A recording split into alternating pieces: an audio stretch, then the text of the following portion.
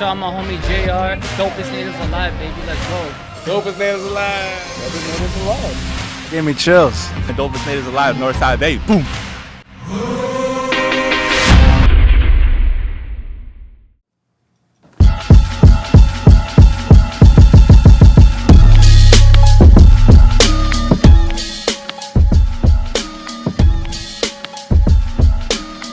No pride in genocide.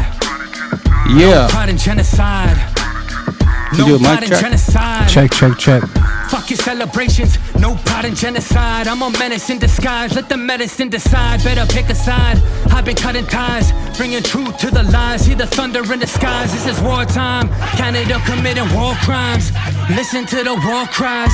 Murder missing indigenous people worldwide. Ain't no tally to tell us how many girls died. Mamas out there and they looking for the kids. Tell me how the fuck we get to this.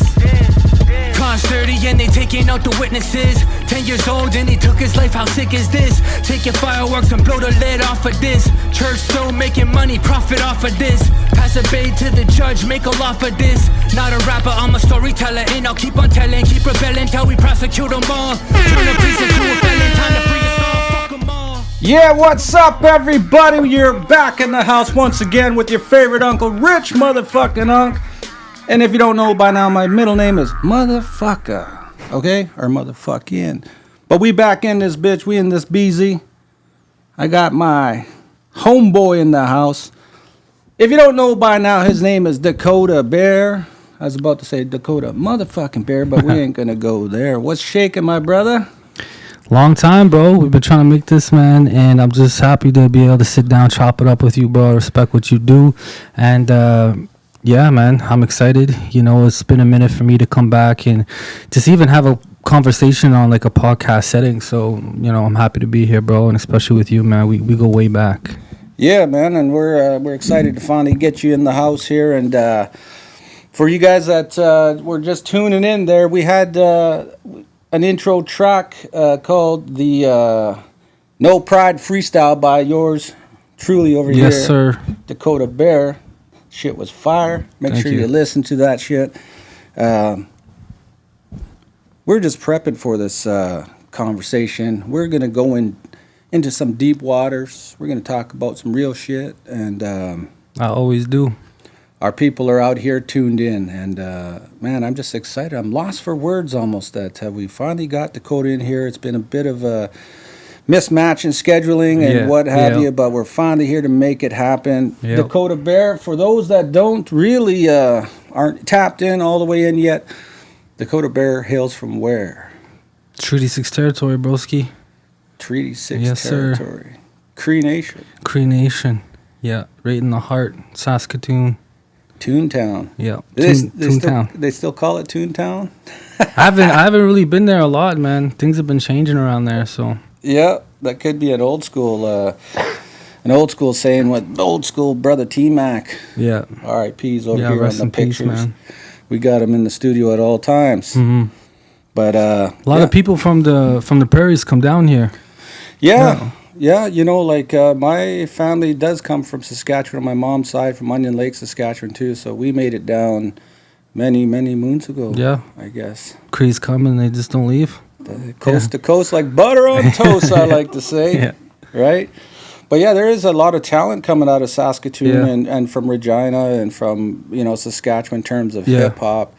You know, why do you think that is? Like, there's like, I can probably name a ton, but there's a big movement that came out of the prairie, Saskatchewan. Yeah. Well, I think mainly because, you know, hip hop, this is a storytelling platform, and back in the prairies, that's a lot of ground zero for colonization. So the hardships there, they run deep, you know, and people, Cree people, you know, Indigenous people need a way to tell their stories, and we're very talented, you know, and stories, they often go untold out there. You know, if you look at Canada as a whole, and, you know, from the States perspective, they don't really see us as like a country that that goes through those struggles or have been through something like that, to those magnitudes of poverty and things like that, the violence in the community, stuff like that. So out of that, births resilience, births creativity, and a lot of artists come out, not even artists, but a lot of actors, people in general, making it to the main stage or making it to the platforms and, the spaces onto the bigger stages. So yeah, it's just my opinion, just a lot of struggle, but, out of that, something beautiful is born. Yeah, I mean, it could be the concentration or the lack of concentration of people who don't have as much distractions from the big city, and you need to be a bit more creative, hustle harder, less opportunity. Like it's like when you're a kid, you used to play imaginary friends and stuff because there was no toys to play with. And out there, if there's not as much distractions like there are in the big city, where you can get caught up in Vancouver, not to say that the city of Saskatoon you can't get caught up, because it is a big thing of people get caught up out there in the legal system. And a lot of negative shit comes out of that with the way they police First Nations people out there. Starlight Tours. There's a lot of issues, I think, in the prairies, and it's because it's a smaller community. It's almost like up to us to tell those stories. Some of the hardships that we face, a lot of it is kind of coming to light recent years. You have the bigger rallies, the Colton Boushis, the Tina Fontaines, these young people getting murdered, no justice happening for them. But it's in the mainstream media, quiet for the most part. You wouldn't know those things are happening in our communities. You wouldn't know such high suicide rates are happening up north, 2-3 hours, north of PA, and within those communities without Indigenous people telling our stories and bringing that, and then, putting that into art, putting that into a way that people can resonate, raise that awareness, or, even just being heard or visible. I think that's a big thing, just being able to be visible to the rest of the world. Yeah, I mean, that's, out of that struggle and out of that difficulties, it definitely affected you in your young life as 100%, well. And what was like the main part of that? Like how was that growing up in that environment affected you as a young person? I think not understanding it. You know what I mean? Like not understanding the struggles that we're facing. In particular, my struggle that I'm facing is a lot of alcohol, a lot of addictions, a lot of violence within my own home. Not seeing or understanding why that is, but it's just, normal. It's normalcy when you Alphabet City, the projects, etc. This is how natives are. This is how they struggle. But why is that? With a bigger picture to that, because from outside you could see just regular families living across the other side of the bridge, going to schools and assemblies and merging, and it's like they got seemingly regular lives, and then you look to where we're living at, and it's much different, you know? So I think just, being able to bring more awareness to myself brings more peace for myself, because a lot of this is systemic roots from residential school, which pass on through the addictions and the cycles of violence and etc. And that comes down to the grandparents, to the parents. A lot of us don't even, I only have one grandparent, you're supposed to have 4. I got 1, and that's common. That's not uncommon for us, but being a young person, seeing these struggles, and then seeing, my family go through them, my uncle go through them, the prison system, etc., and just wondering, like, why are we struggling? Why are we going through this so much when seemingly like the rest of society doesn't really have these types of problems? So I think just being that level of awareness younger, just it made it a bit harder for me, I guess, not being able to comprehend that. Then growing older and using that, putting it into music, because it's a lot of gang violence that people don't see. Like my best friend, like one of the friends that I really respected growing up, he was from the reserve, he got murdered by gangs out there, 19 years old, and it's just like a massive wave of youth violence or Indigenous violence on each other, that just seemingly over time just got progressively worse, and through addictions and stuff like that. So I wanted to make it out, I needed to make it out. I felt like I was destined for something more than just another statistic dead in jail, and so that's when I made my way to the West Coast, because I followed my passion, I followed my heart, which was music. It's always been that, and I always dreamed about going to Toronto or Vancouver, but ended up in Van City. So yeah, I mean, it didn't take you very long to be bursting at the seams to get the fuck up out of here, pack your shit and get on the move, right? Yeah. Because when you flew in, you rolled into Vancouver, you were, how old was that when you touched ground? I was 19. You're 19? Yeah, I was like 18, 19. Yeah.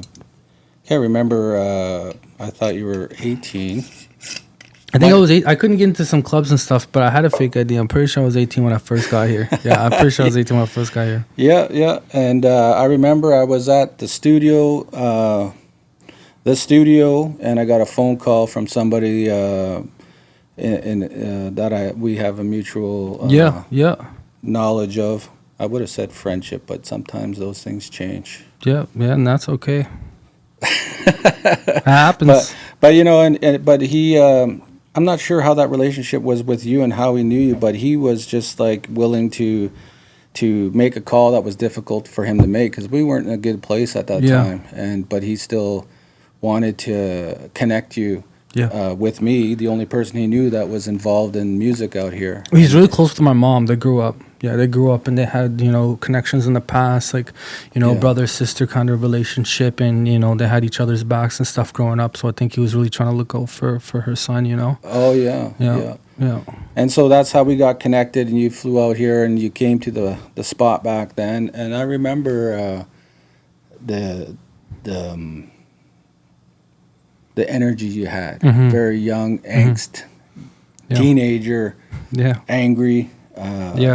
Like you just came. It was like somebody who just came back from Afghanistan and war kind of thing. Like you had brought that vibe. Like you just come out of some shit. Yeah.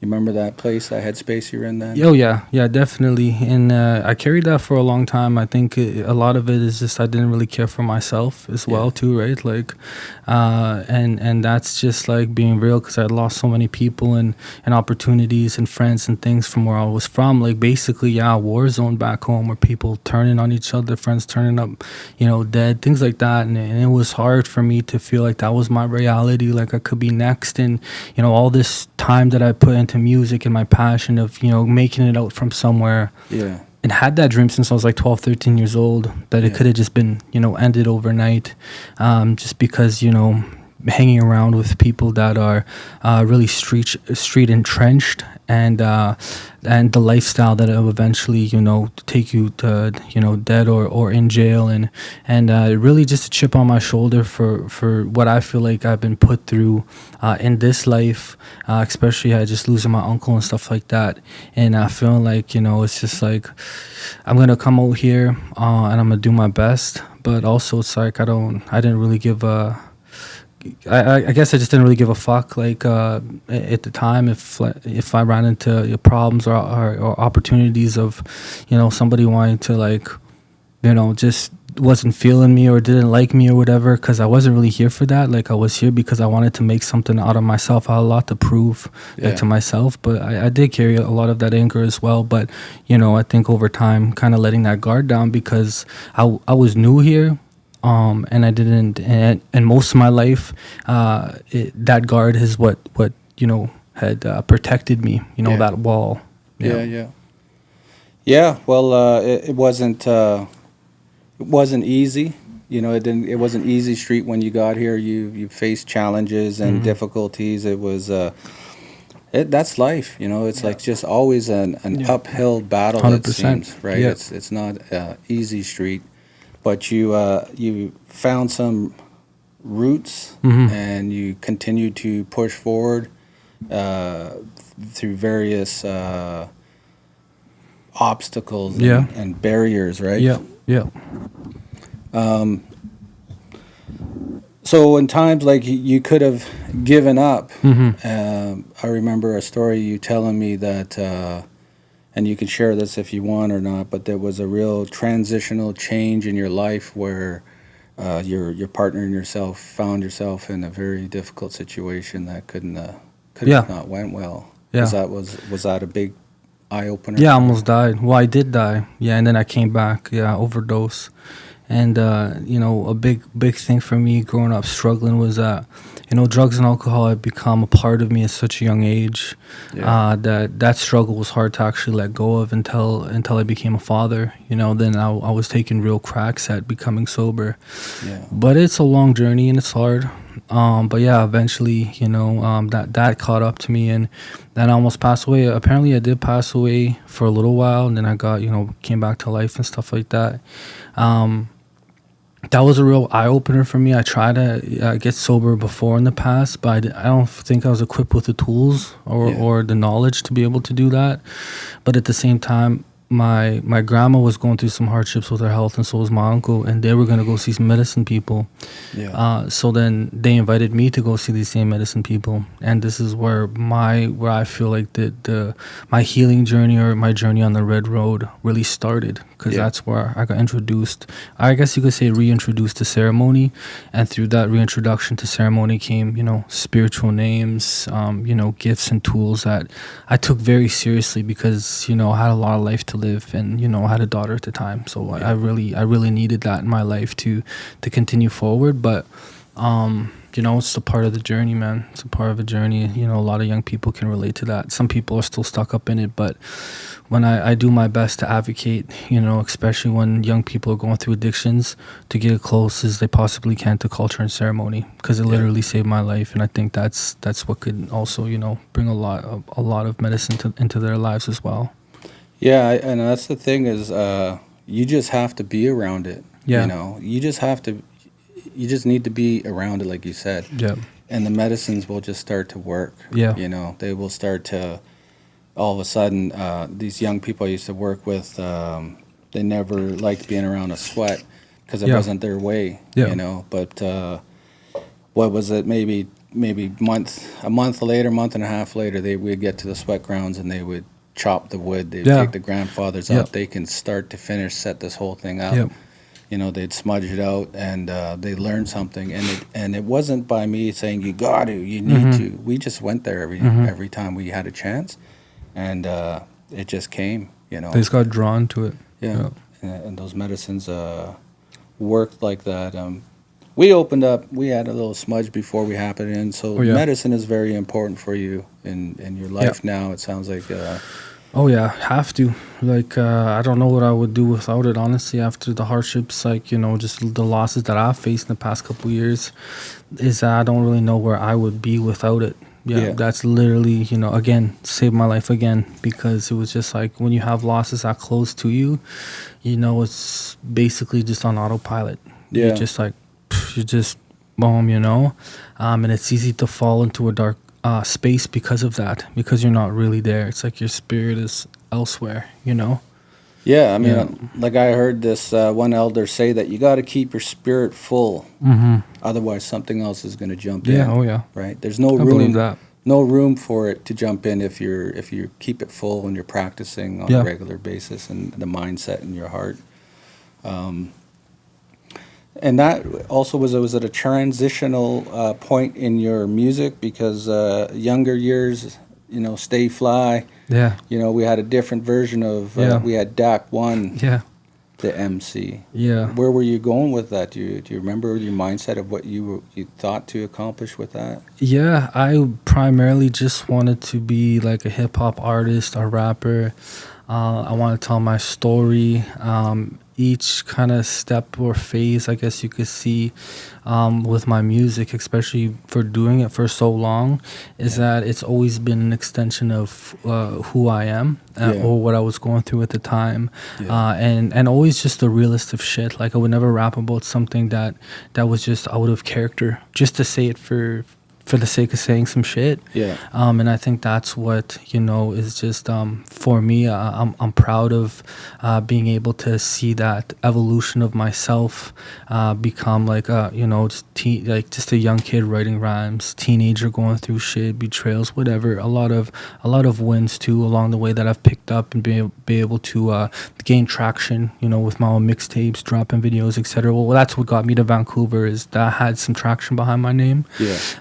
And then being able to just kind of transition, you know, because from right now to even just like 4 or 5 years ago, whatever, prior to like really dedicating to this healing journey, you can see the difference in my lyrics, because it is really just like what I was going through at the time, that transition, to becoming a father, to becoming a community, I don't know, not activist, I don't know, not activist, maybe leader. I guess I could say leader, I could say community leader, because I've been involved and I've held it down, in various roles for the community. But you can really hear that extension of who I am and what I'm going through at those times. So yeah, mindset's always changing. I always feel like it's always good to continuously work on yourself and evolve, and just kind of look at yourself through different perspectives and stuff like that. Because even though I will consider myself on a healing journey, I don't see that journey ever really ending, I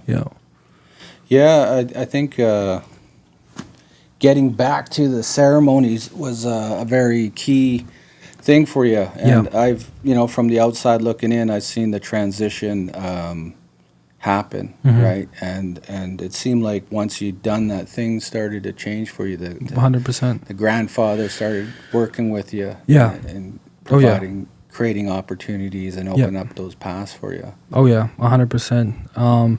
And I think that's one of the biggest things for especially young people going through the struggles or feeling stuck. It's just like the opportunity awaiting on the other side, but it's you having to meet them in the middle, right? Your spiritual team, the ones that watch out for you, you having to meet them in the middle so they can continue to help you, bless you on your journey, and you're not blocking those blessings through self-sabotaging and drinking and alcohol and stuff like that. But like you said, a lot of things opened up for me. I've seen things in a different perspective, and I think most importantly, I started to believe in myself a little bit more, and seeing myself in a different light, opposed to just the way that I used to view myself as, or the way that I used to carry myself after, being through, like a lot of young people, just being through it, going through it, but it is what it is, and you just have to keep pushing forward. And I do feel really blessed and grateful that I've been able to have those opportunities to help me push forward in my own life.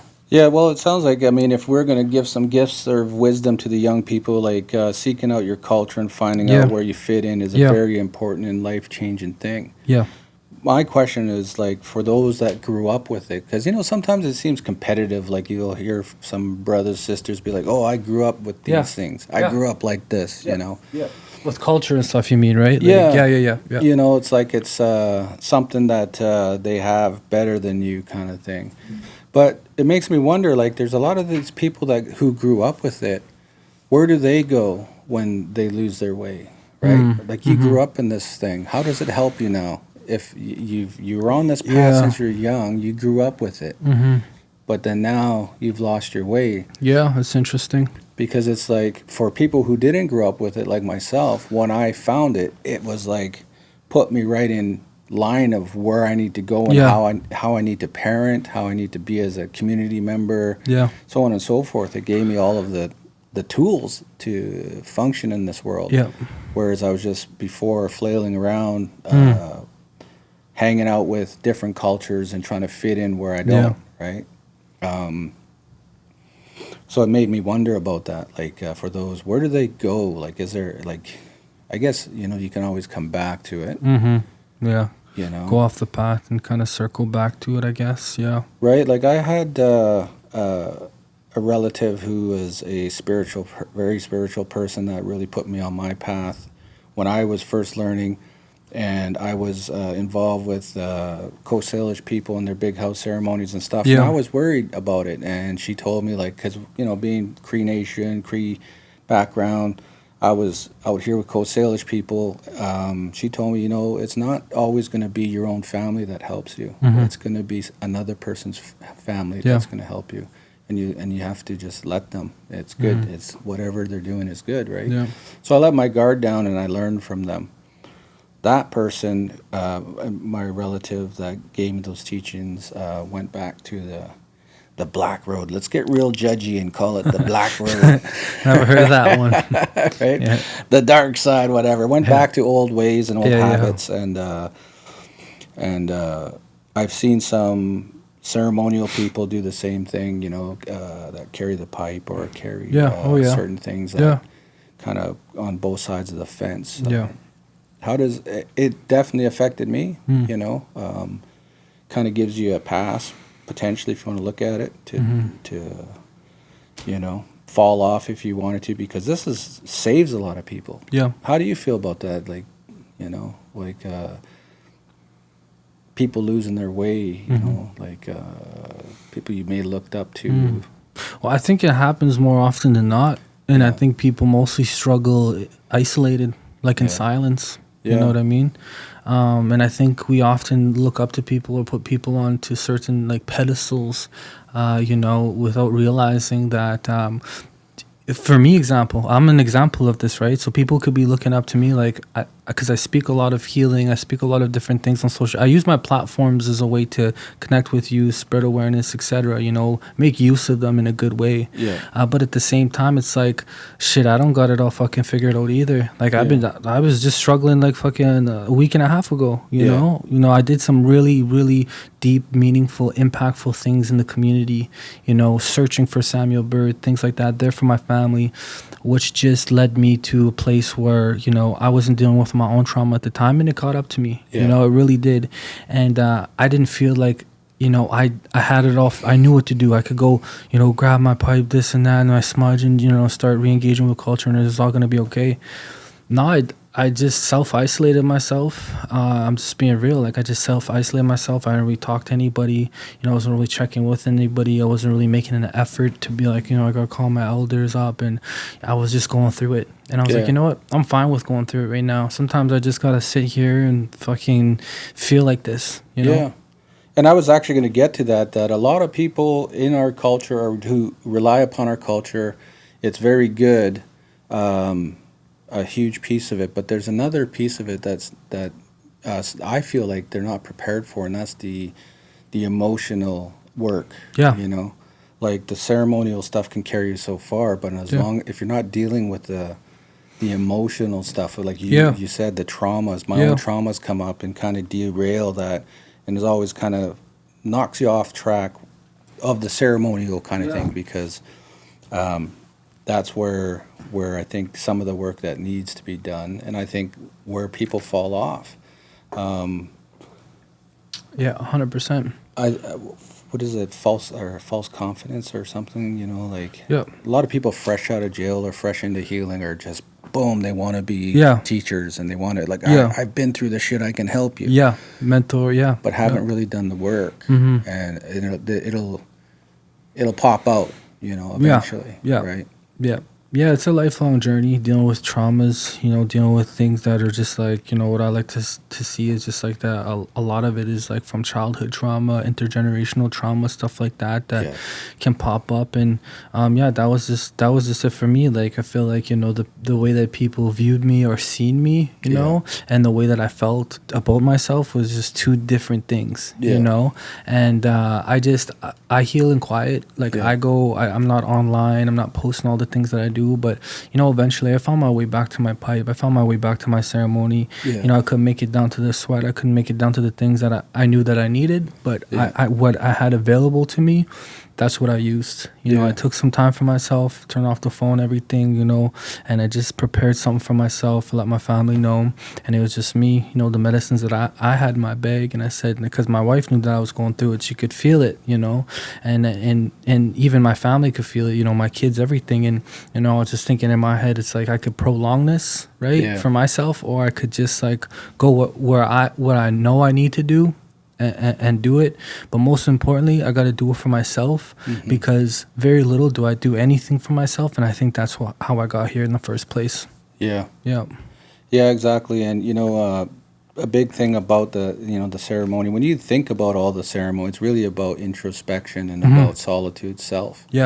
And a lot of times we pray asking for things all the time, but we never take time to sit and listen for the response and for the answers. It's factual. We have to take that time to be with yourself. And a lot of times it's, if you're on the mountain fasting or whatever, it's really to just clear your mind and start listening, because We've just asked all the time. Yeah, and it can be uncomfortable as well too, right? So that's why I think it's easier sometimes just to sit in it and be with it, to feel like that for a while. Yeah. Because you know that when it comes up to kind of do that work that you know you got to do, it's not going to be easy, but you'll be better on the other side of it. Yeah. You know, for yourself, for your family and stuff, and that's a big part. I'm glad that we're having, taking some time for this conversation, because a lot of young people don't even have that or that direction. They don't have the closest they may have is walk to a friendship center and ask for the elder, right? Yeah. They never got that. And that's like, for me and my wife, is a big thing, is that because she's a dancer, fancy shawl, but she's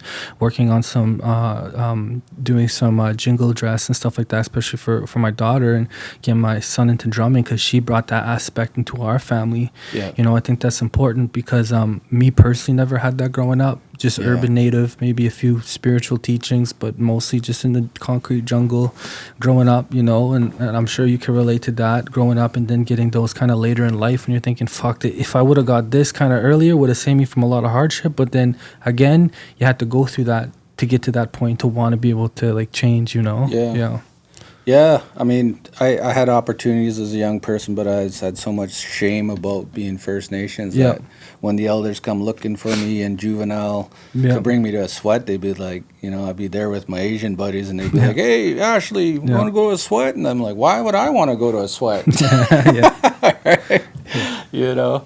But, being a Dakota Bear, that name is very powerful. Thank you, and bro. you think about the strength of that bear that comes with that, and you have to have the strength to endure and call upon that spirit of that Dakota Bear to help pull you through the things that you've been through, because I've watched that you've came here by yourself as a young kid and basically built a bridge, and you never left anybody behind in Saskatoon. You systematically brought people over one by one. A lot of responsibility for a young person. Especially when it's those people that are coming are people that were supposed to look after us. Yes. Right? Yeah, 100%. That is something to definitely something you had to endure, but you're successful, and it sounds like you've accomplished that. How do you feel about?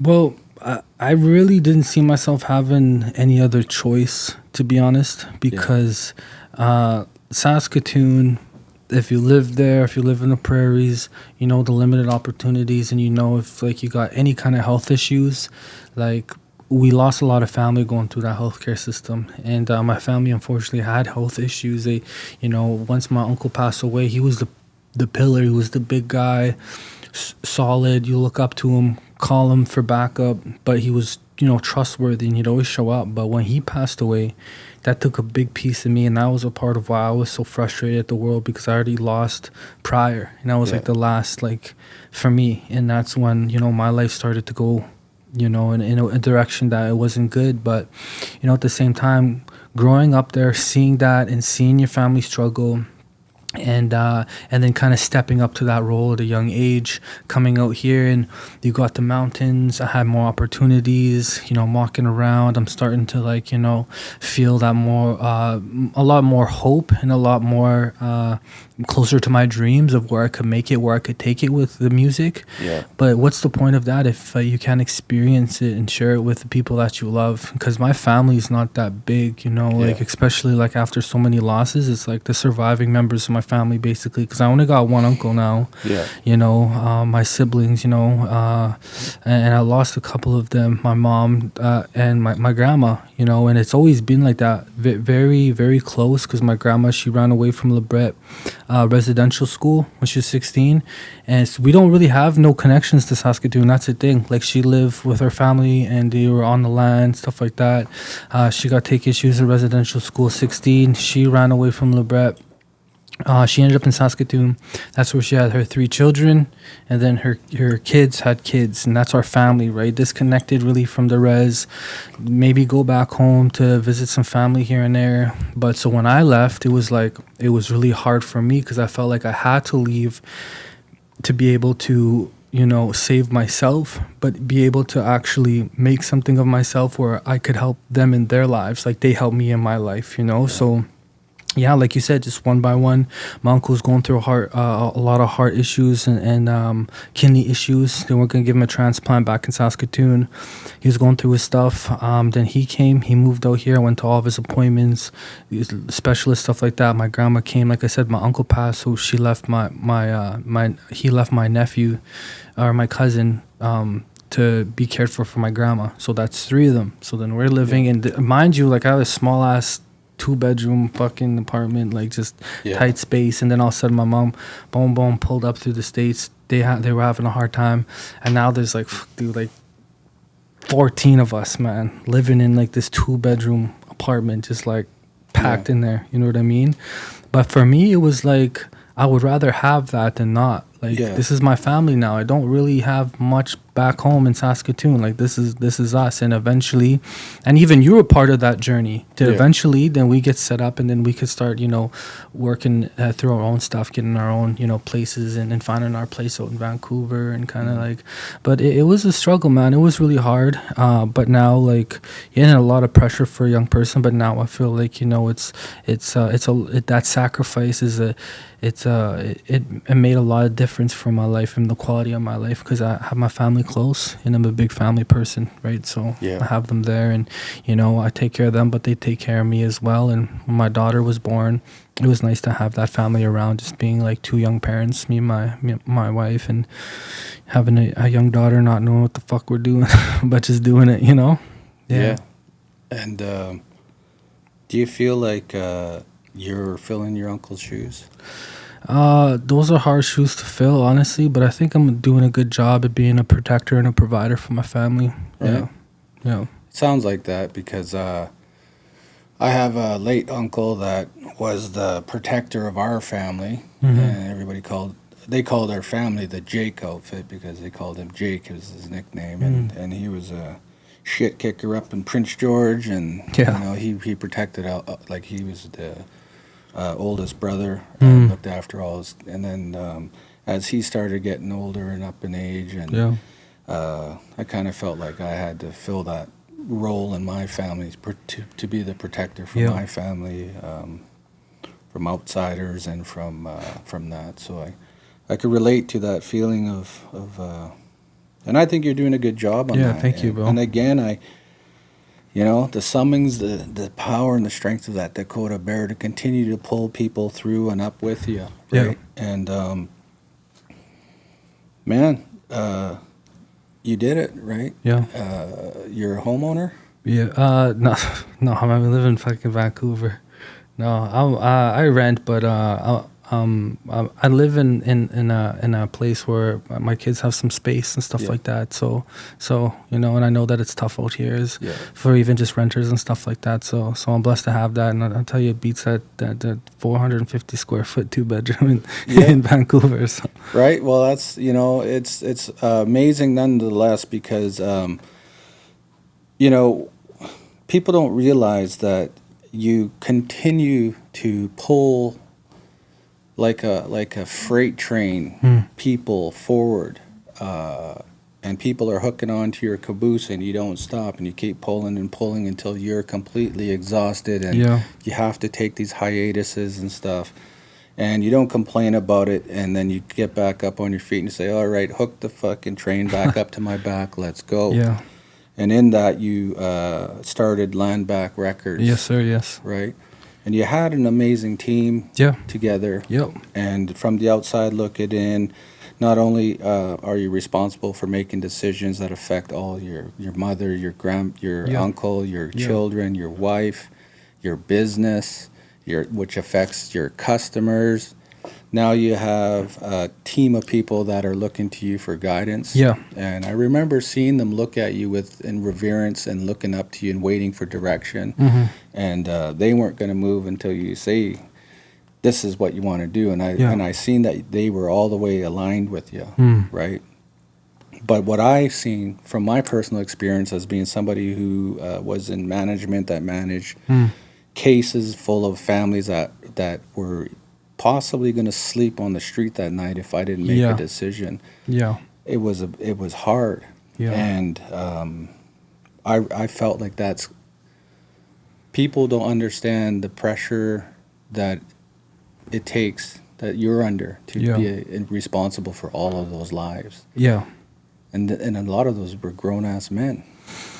Yeah, I really feel like, we built Lineback Records together. It was a vision that I had, really just an Instagram post, to be honest, in the early years, which was 2021, I think, which was me just really sick of seeing white people exploit the fuck out of Indigenous artists, whether it be managers or labels or whatever it was.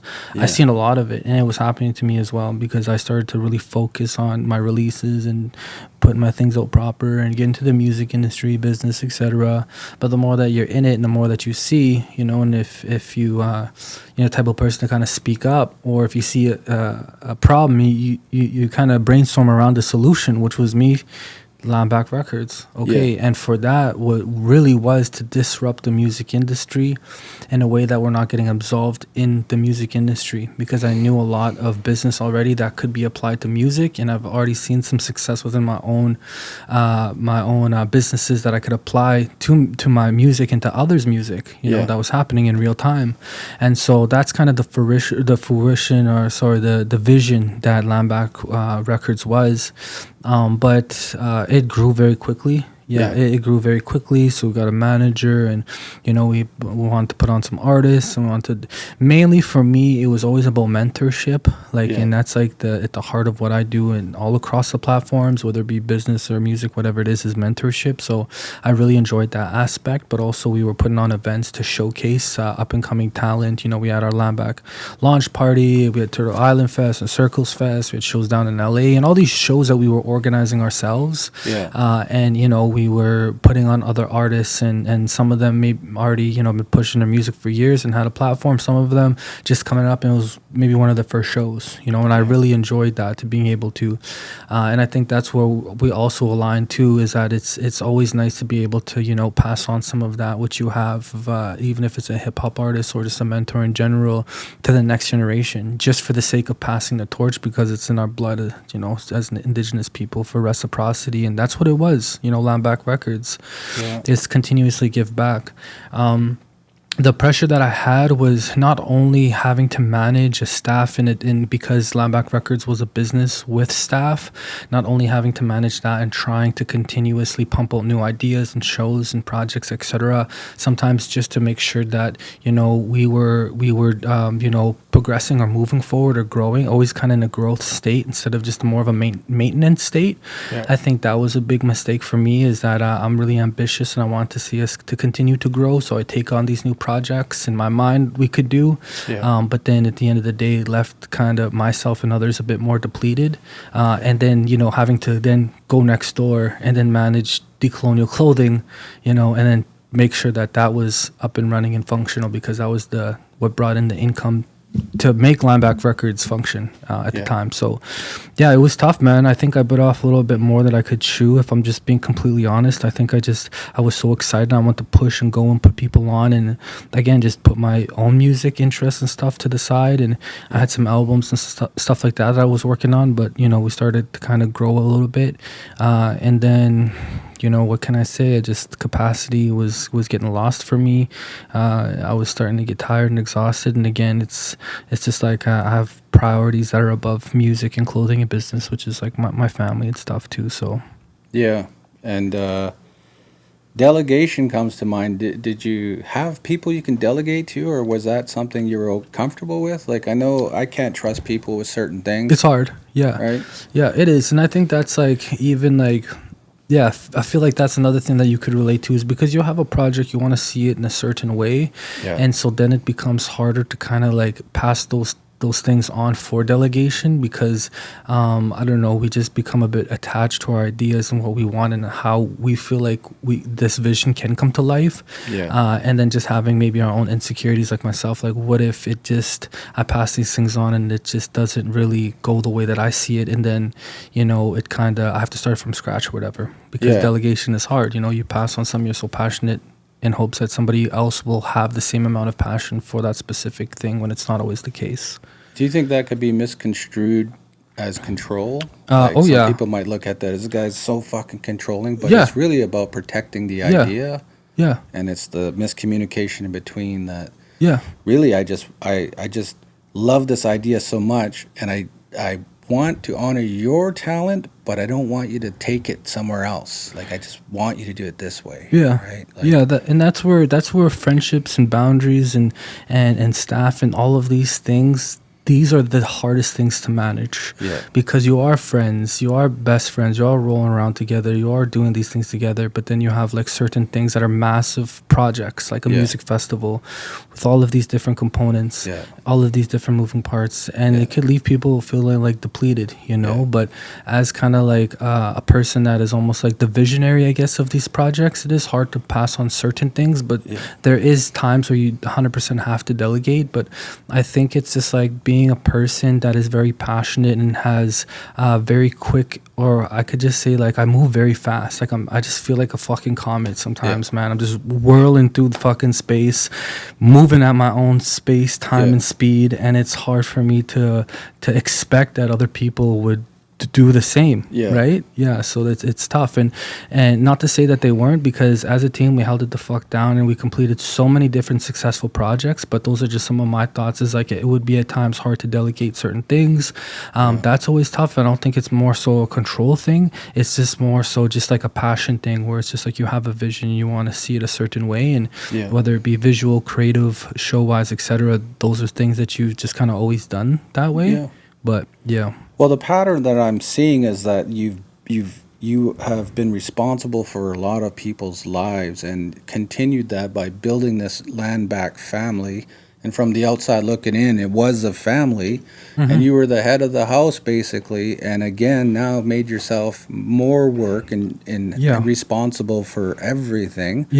And I get, when I'm overwhelmed and overloaded, my wife will call me and be like, I'm at Superstore, what do you want for dinner? And I'll be like, do I gotta fucking figure that out too? Like, can't you just at least figure out dinner? Like, you know, because it gets a bit overwhelming, right? And it's hard to maintain that place of giving from an empty cup. You know, to fill people's cups all the time. That's the biggest thing, I think, is the empty cup thing. The you know, just not caring for myself as much as I do for others, I think, and then giving myself whatever's left at the end of the day. And that's what I'm learning to like switch. That's what I'm learning to grow out of, right? And in hopes in the future that, you know, I can continue to do the things that I'm passionate about, but not like burn myself the fuck out, where it's like shit, like, because that's what it was. That's why Landback Records isn't a thing no more, is because it was well, at the time of, like, mind you, at this time that I'm doing all of this, I'm also keeping my late little brother alive, like on the daily. Like there's times I'm checking on him 3-4 times a day. Fuck, I'm Narcanning him, like, and this happened for years. This happened at the same time that I'm building Landback Records. I actually didn't go to Turtle Island Festival conference because I Narcan my brother that morning, and I brought him back to life, and I took him to the hospital. And then after I asked my uncle to pass on that work, and then I showed up, nobody fucking knew that. Nobody knew that. Like, even some of them, like the people that worked there, didn't know that. I just did it, you know. And I think that was the hardest part, is like, again, like being that care, you know, that care person, that caregiver, and trying to do all these things because you're like genuinely passionate about it, and you want the best for your community and for yourself. But at the end of the day, it's like you just completely forgot about yourself. You didn't really take care of yourself, and got burnt out, you know. 100%. Like when I was working in the social work field, I would give so much love to these families, and actually I started to see video clips on YouTube and stuff about guys like giving so much, and then when I got home, I had nothing left. I gave so much love to the community, you know, making sure that they had food, housing, and all their rent checks were all lined up, all this stuff, that including my staff, because my staff weren't, I mean, they were working, but they had difficulties in their lives as well. So I had to maybe give advances. I had to make things work for them. So I had a lot of responsibility, and I had a realization when I came home, and my kids would be just playing and stuff, and I'd be like, shut up, go upstairs. Like, I had no love left to give, and my children and my family was suffering from that. And hence why I no longer work in the industry. It's tough. But I had to learn to prioritize my family first, and to make sure that if people aren't okay with that, then that's fine. But you know, I hear what you're saying, that you had a lot, like you had priorities above and beyond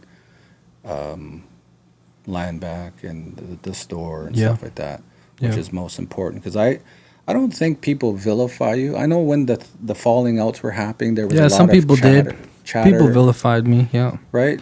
Yeah. And I can see, like, I don't think they just understand. You know, they don't understand. But it's always not what you did for them. It's always what you didn't do for them. I think at the end of the day. Well, that's the crazy thing about life, is people always remember the negative stuff, and they don't remember the positive stuff. You know, like I was watching the video of Land Back that Sage was recording on stage, and it was a fucking awesome moment to see the crowd, what you guys built, and the signing of Northside Baby, and just that was in 2023, right? And watching all that, and I was like, wow, you know. What I wanted to say, this has to do with organizations, but I had started an organization years ago that they didn't like the way I was managing it, because I wouldn't allow certain things to happen, or I was doing what I wanted to do. And I showed up, and they had bolted the doors, boarded it all up, and said, if anybody comes in, you'll be charged for trespassing. And then it created this whole community thing where I had community, we had to fight for this funding back. And in that, I lost the funding, and it went to someone else, and they were managing it.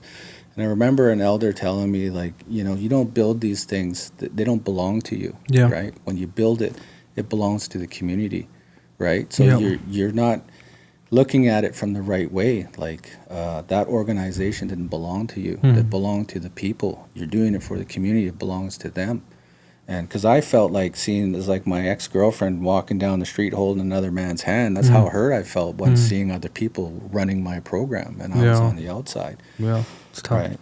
But it's for the people. And when I watched that video, to see the enjoyment and the excitement, I'm not sure if you understand. I mean, you probably do understand the magnitude of what Land Back represented for the people, and all the brothers that were part of that. Yeah.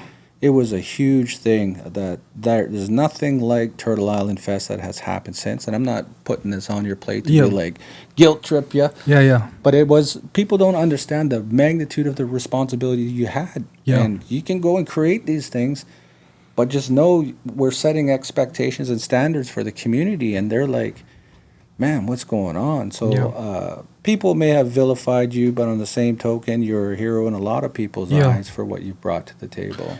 Yeah, and I think at the end of the day, it's just like, you're not going to be liked by everybody, and I don't think that's the mission or the goal. It's to make as much impact. Like, I don't want to measure my success of Dakota Bear, who was the millionaire that did this and this. Like, I want to be able to, if people are going to measure my success of how many foundations or how many systems or how many blueprints that I left behind, things that I created that will live beyond me, not just for the sake of having a legacy, but for the sake of being able to rebuild what was lost due to colonization. Because, you know, I don't talk about all this decolonial stuff and land back stuff for nothing. You know, I do it because I actually truly believe in it, and I see the efforts that our ancestors have made over generations so that we could actually be here, and using the two most influential platforms in the world, which is music, which is clothing, to create that influence so that you can leave that work lighter for the next generation.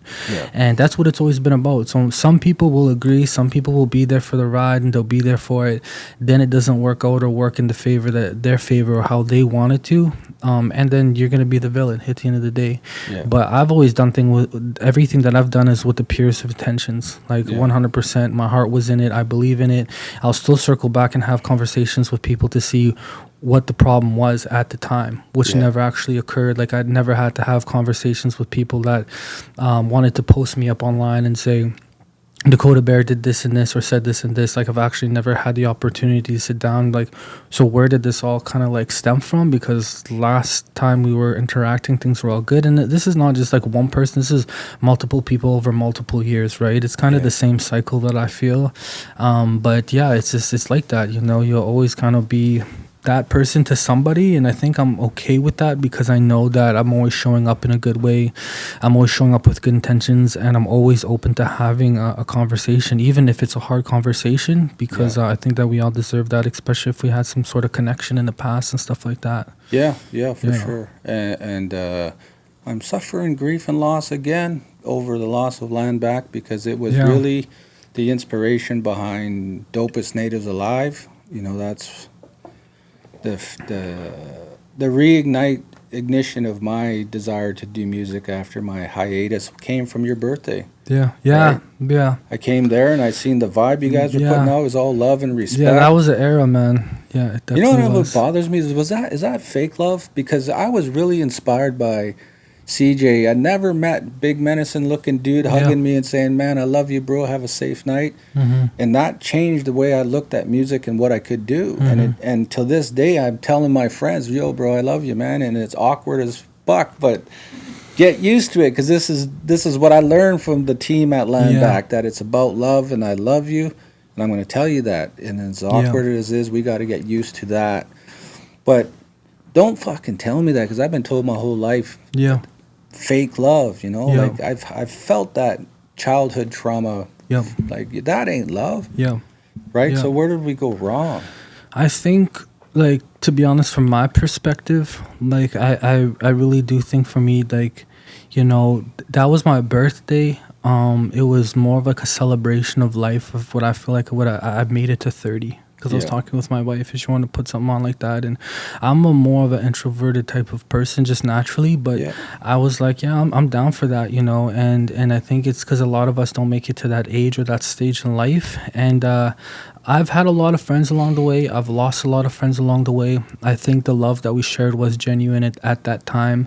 What I think has happened along the way to the friends that are no longer like speaking with or catching up with is just like traumas get in the way, communications break down, and then we just don't know how to move forward because time lapses for so long and we can't sit down and have a conversation, or we feel a little bit jaded of how things had ended and we don't sit down and move forward like that. But I do feel like, you know, the brotherhood that was created in those bonds, you know, there was a lot of intention through that, and I felt like that, you know, there was times before where even aside from the music and Lamback stuff, we were forming, you know, brotherhoods and bonds through community work, doing security and stuff like that. And even though I don't catch up with a lot of these guys anymore, people went their own ways and stuff like that. At the end of the day, a lot of it was like we got burnt out, you know. We didn't have a lot of those healing circles, or we weren't able to talk it out as men, and then time had lapsed, and it was just that. And I feel like this is kind of, I could foresee that happening, because Lamback Records wasn't just like a record label, it was actual brotherhood. Well, we took care of each other, man. We went out, we did as much as we could in the community, but we also were, you know, taking care of each other, and it felt good in that way, is that we were holding ourselves up, but we were amplifying our voices, where a lot of the times, you know, we felt like these spaces aren't meant for us, the music industry, etc. And we're like busting the fucking door down, and we're not only going through, like, we're letting everybody in, right? We're like, come up, be a part of the stage. I was sick of seeing like these big music festivals putting on by so and so, you know, these big organizations. But the native stage it's back there. You know, that's where you guys are performing. And we're like, what about this fucking thing? The SL fucking 250. You want to go up on the... No, you guys are back there with the build stage, you know? And that was frustrating, because you wanted to see more, you know? You wanted to see more for community, and that's kind of like that spirit, that intention that we had was like, you know, we'll build the big stage, and then we'll put, you know, how we had the kids up there. You know, that's empowering for them. And so the spirit and the intention of all of that, I feel like, you know, it was real. It was raw at times because of our own traumas that we carried. And there's some people that I may not talk to ever again. And there's some people that we may circle back down the road and have a conversation and chop it up, and, you know, things will be all right. But, you know, I do same thing. You know, Lamback Records was more than just like a company to me. It was a brotherhood, you know, and I do miss it, and I do miss the brothers that I had connections with, but again, my capacity had depleted. I had lost my brother, and from there, you know, I just had to take care of myself and retreat back to my bear den and just do what I do and take care of myself, you know. And that's like, again, Landback was very powerful movement. And it kind of like echoes in every one of my podcasts. I have some sort of reference to it, and the reference that I always been saying is we're stronger together than we are apart. Yeah. And that comes from the thought of the amount of power and the what you guys were able to generate and the magnitude of what you're able to generate when you were together. And since it kind of fell apart, it's not there. Yeah. But again, it's also birthed the Dopest Natives Alive and inspired us to get this going. And if this grows up to be something big, I think coming along with the success, people are going to have some stuff to say about whatever they're going to try to drum up about Dopest Natives Alive and Rich Young. And I'll tell you right now, I really don't give a fuck. Right? I'm ready. It's all a part of it. Right? I'm from the gutter. Yeah. So, you know, I've been down at the bottom, and you can't make me feel bad because I've been in those streets right out of the gutter. So, you know. But, you know, I wanted to touch on that because it was a very big movement. And, you know, we see individuals out there doing their things. And, you know, I've like Northside Baby is, you know, doing his thing. I see people coming at him all the time, and that's part of success, right? They're coming to get him and challenge him online and stuff. I feel like, you know, I feel like a little bit of a similar story when Northside came here. You took him in his home. Yeah. And you know, I gave him a place to live, and I mentored him. Yeah, you gave him. You gave him similar to what you actually did for me. Right. Yeah. And I think like, I don't know if he understood or appreciated that, like the value in that, right? Because sometimes I can't give you $1,000, but what I'm giving you a family, a home, and safety, and whatever I can. Like people maybe couldn't see it at that time. Yeah. But eventually, I think he's going to be in that position himself where he might feel the same way and what have you. It's an unfortunate thing that... Yeah, for me, honestly, it's what I intended to do or set out to do in support with him is what I did. Yeah. You know, and that's to mentor Indigenous youth, like I mentioned, is a big passion of mine, you know, and if they could go out and inspire, do something with it. The thing with that is when you bring people very close to you, you give them a place to live and stuff like that, and if it don't work out, then, you know, sometimes people will take it to the next level for whatever reasons. You know, they may have their reasons. And for me personally, if it's to that extent, I sit down and I have a conversation with somebody away from a camera, away from a microphone, and just be real and upfront and open about it, right? I'm not for the big shows. I'm not for the big online spectacles and stuff like that. That's why you didn't see me really engage in that particular situation. And I mean, there's been prior situations, you know, with people that weren't even artists that like I had mentored, and it was just like, it just didn't work out, you know, maybe not in their favor or the way that they wanted to, but it just didn't work out. What an honest conversation could have been or could have had, sometimes trauma gets in the way of that. They never happen. And that's all right. But at the end of the day, it's like people ask me like, oh, you have beef with da-da-da. It's like, bro, honestly, like beef to what you think means or beef what it means to me is completely different thing. Like if I have beef with somebody, it means that you're trying to harm my family or myself. It's a threat to me. That's beef from where I'm coming from anyway. All the online stuff and all that, that's not beef. That's a miscommunication or whatever it is for the other side of the person, just to communicate how they're feeling, whatever, online, boom, make a spectacle, time passes, whatever. You know, and that's it. You know, people ask me about the situation, and I just let them know it just didn't work out. Yeah, that's end of the day, simple, point blank. Yeah, right. Didn't work out, and you know, one thing is that you will always be part of his success story. You're part of the foundation in the beginning of where he was going, and he came here and got what he needed, right? Because he was coming back. I don't know if you remember, but he wanted to rent a room. Yeah. And this was Christmas time, and then he didn't show up, and he took off into the stratosphere, right? Yeah. And I wish him nothing but success to me, because he's a young Indigenous person, and I have no ill will or thoughts of harm towards any of us, because that's what we're here for, to inspire and to support, and all the best, you know what I mean? I don't wish ill on like anybody, man. Like I truly don't. And the reason behind that is because we already are up against so much shit. You know what I mean? And it's like we already have the disadvantage and the barrier set up for us to even have any kind of success in any field. And we don't want to be another part of that, to see ourselves as a collective not being able to take it to places that could have a positive impact on the communities, individual or collective. I think that's the most important part. Unless it's somebody that came and wanted to threaten you and threaten your family. And then that's different. That's completely different shit. We're not even talking about that stuff most of the time. A majority of the time, it's all dramatic stuff on the internet and social medias and stuff like that. And that's why I just really keep to myself as much as I can. And that's why you'll see me I'm not really out there. But then when I start to kind of make a movement online or something's coming, then it's usually something that I've been working on for a minute in the back, right? In the background. Then I'll pop out and something like Circles Festival or Turtle Island Festival will, come to fruition out of that. But it's, it's better for me just to kind of lay low, stay quiet, meditate, pray, go on my own healing journeys. Let go of the things that I feel like may have been wrongs or whatever done to me. Because at the end of the day, like you said, you don't want to wish ill or anything onto anybody, you know? And that's even goes to a level of what happened with, even when my late brother passed, it was said that his girlfriend was involved in all of that. And as hard as it was for me, I never wished no ill or no nothing on her, you know?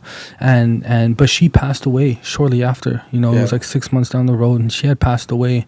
But the thing is, she had a kid and shit like that too, man, And that's how, for me, it's sometimes you just have to let go.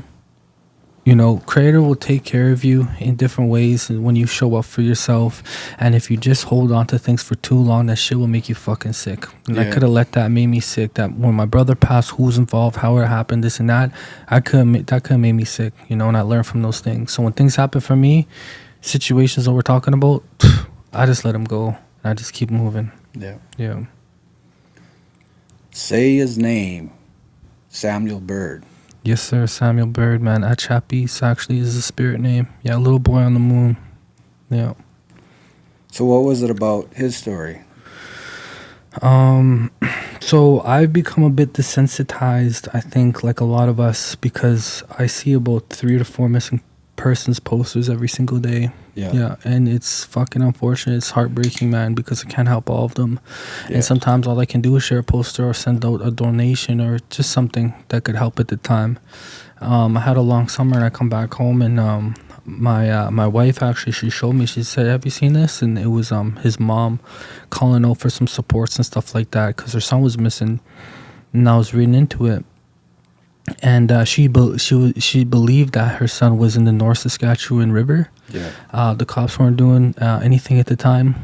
She had some community support online, but I think it was more of the search aspect that she was really calling out for support for.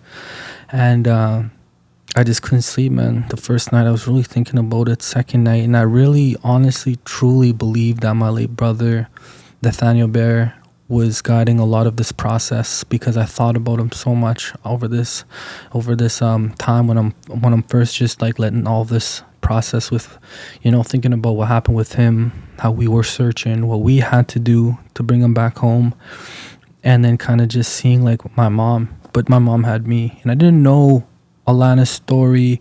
I didn't know Samuel's story to the extent of what had happened or how everything went down.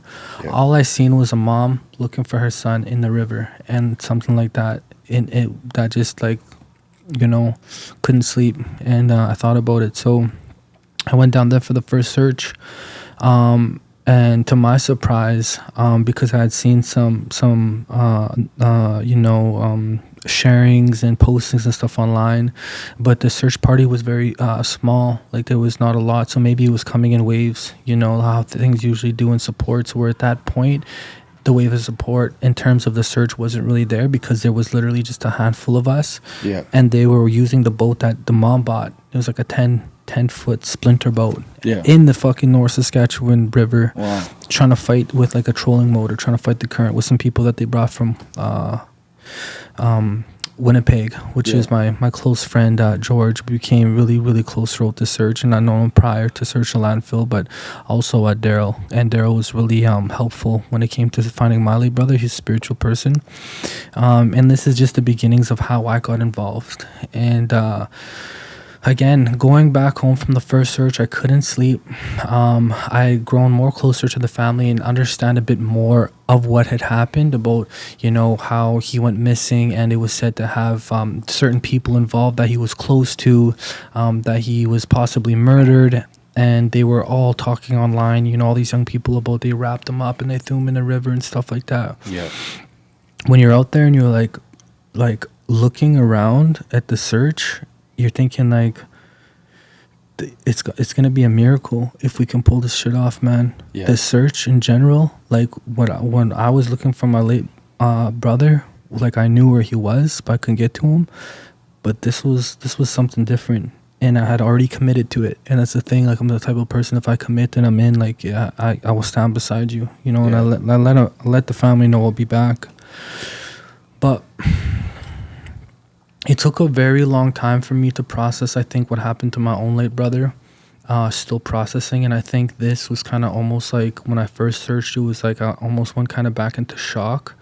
Like I suppressed my own needs, like emotions and stuff, like sleep and eating and stuff like that. And it was just like I became traumatized kind of. Yeah, need to focus on finding Samuel Bird. That became my mission, and it became more meaningful to me that I felt like my late brother was, interacting with me in a way that was like, how to do this. You've done this before. Like, bring this family closure, and also this will help, those across Turtle Island, maybe bring them hope that they can bring their loved one home, right? And so basically I just gave it everything that I had. Every single thing that I had. I made 12 videos of just raising awareness, pushing calls to actions, follow the Facebook page, all of these things, kind of just trying to drum up as much online support, and then being able to remind people of Samuel being a human, humanizing him, right? And the searches were tough, man. I conducted over 25 searches. The police, we weren't really talking with them at the beginning, but then as the time went by, we had more communications with them. And things were just getting more intense. I went back there about, I think 5 or 6 times. But each time I felt like we were getting closer. I didn't want to give up, even though I felt like my mind and my body were starting to give up.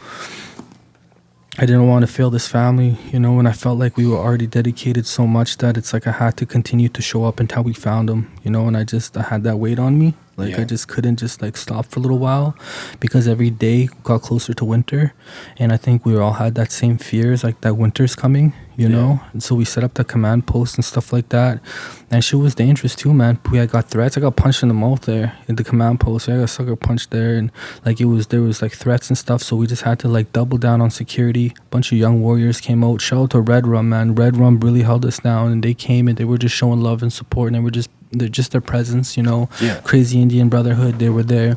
It was just like this unification of people just holding it down for that fire, because we felt as long as that fire would burn, we'd find Samuel Bird. We had that collective belief, and we just kept going, kept searching. So 25 searches, everything was just coming to an end, and then it was just getting quiet. We were getting very close, from where he was found. We were about 9 kilometers away. Yeah, that was our last search point to him. So I think eventually we would have got led to where he was at. But it was, I think, the confession from the killer. Yeah, the confession from the killer that brought the police to his body. But we were just giving everything that we got, fearful that winter was coming, fearful that we wouldn't be able to complete what we were doing for the family, because, it would have been a lot harder to put the dogs and the drones and everything that we had out there. But at the end, Samuel Bird was brought home.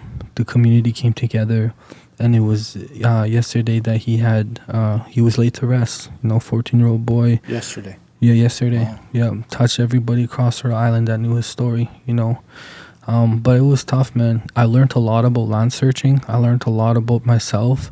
I learned a lot about our community and the strength of it. And again, just the resilience of a mom. You know, it was really just a mom's voice and the Kukum's prayer, man, coming together. And his Kukum, like, it was just so heartbreaking, man. We have a ceremony, pipe ceremony, lift pipe every other day. And, you know, his Kukum just, you know, she just reminded us, like, I would just pray and pray and pray, you know, ever since he was missing, like, nothing was happening. And then, you know, I was laying in the teepee one night, I'm about to fall asleep, and I was just thinking, you know what, this is, all of us here are in the result of that Kukum's prayers that got answered. Like, these are the prayers that she couldn't feel that were getting answered at the start when she was praying. Like, these are those prayers being answered, that fire getting lit, and all of these people coming together, you know. And I think that says something that it's really unprecedented, I guess, for our community to search at that level and that sophistication level, where I feel like we did a lot better than the police did in terms of searching, how we searched and how we were able to get our search points. And hopefully it leaves, you know, something for the next family that they can carry on some hope. And then just to continue to keep that light going, I guess, for the families continuing to search, you know, because there's a lot of missing people still right now. Yeah, Natanis, she's a young Indigenous girl. I think she's in her early 20s. She went missing from Alberta. Her car, it ended up like all the way to Nanaimo and then back and repainted and dropped off in James Smith. And they're still looking for her. Another young boy, I'm not too sure if he's Indigenous, name's Darius. He went missing, Crow's Nest, and just a lot of people, man. So I'm just hoping that some of what we did had a positive impact for them and can activate the community, like what happened with Samuel, to activate them as well, you know? Yeah. Well, you know, what I hear in this is like you never gave up on your family, you know, from Saskatchewan, and you brought them out here, and you never gave up on your land back family, and you never gave up on Samuel's family, right? And that's very Dakota Bear of you, you know, using that strength. And we appreciate you for that work, brother. Yeah, and thank you, I'm proud to be your friend.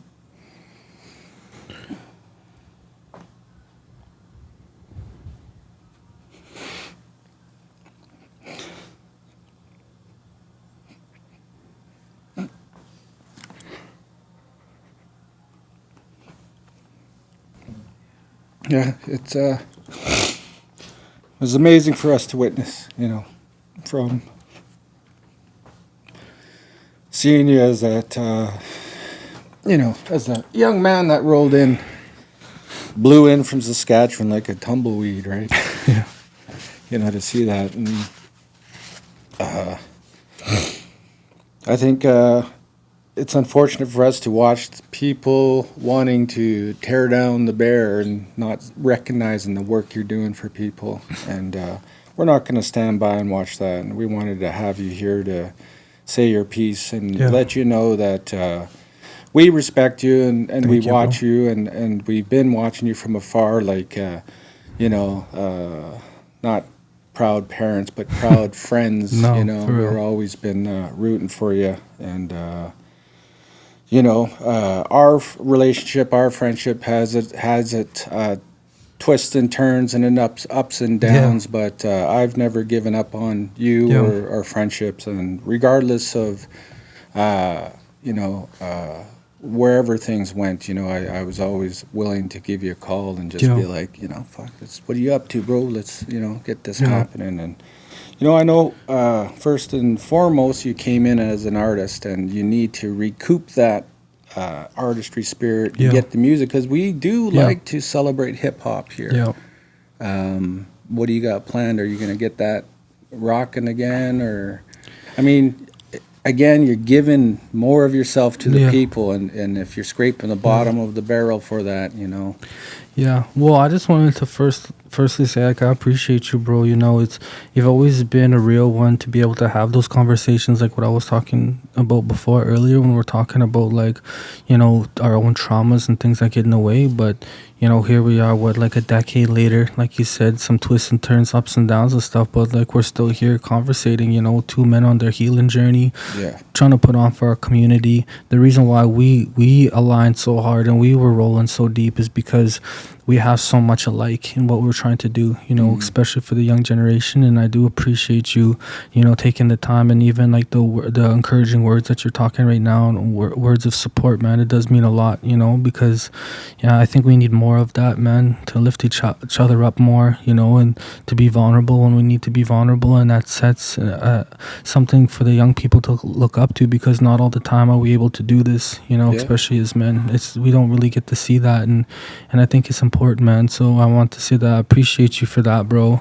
And it does mean a lot to me, man, because, you know, like, fuck, I used to just be like that young 19-year-old kid, like in the basement, man, just rapping all night and just like come up, show you some tracks, whatever. And like, you really held me down for a lot of those years, man. And, you know, like I said, like, I'm the type of person, I have a lot of, you know, loyalty on my heart for those who like really held me down. And I can confidently say that, you know, when people talk about like, oh, you got here and how's that, and you're a big part of that journey, you're a big part of that story, man. Because if it wasn't for you, like, I don't even know where I would have been able to start, you know. And so you put those opportunities in front of me and things come back full circle, where some of that inspiration is, you know, helped with what your creativity in the podcast and everything. So, you know, I want to say I appreciate that, bro. And I'm glad that, you know, that creativity is still, that fire is still lit, because, you know, we need more of that. And I guess to circle back to your question, to have a conversation about my music, is I lost that passion for my music when we started to do that more industry stuff, and I had a lot of expectations for my music. But now circling back to it, I'm just getting back to writing music, making music, releasing it because I want to do it. That's how I started. I don't have expectations for my music right now. You know, I have my goals and stuff like that, but really it's just getting back to the basics, me, my microphone, letting it out, and just letting that be a vessel for my story and who I am, and to continue to release that as much as I possibly can. Yeah. You know, with that, sometimes we suffer setbacks. Yes, sir. And it's all good to suffer setbacks. We want to thank you for coming out, brother. We appreciate you.